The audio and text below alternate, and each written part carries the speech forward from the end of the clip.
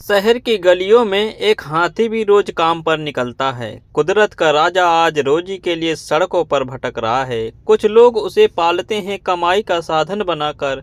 जंगल का सुकून शहर के शोर में कहीं खो सा गया है। हाथी भगवान है, पर क्या उसे यूं इस्तेमाल करना सही है? पर क्या करें, इंसानों के शौक ने इनके निवासों को ही ध्वस्त कर दिया है।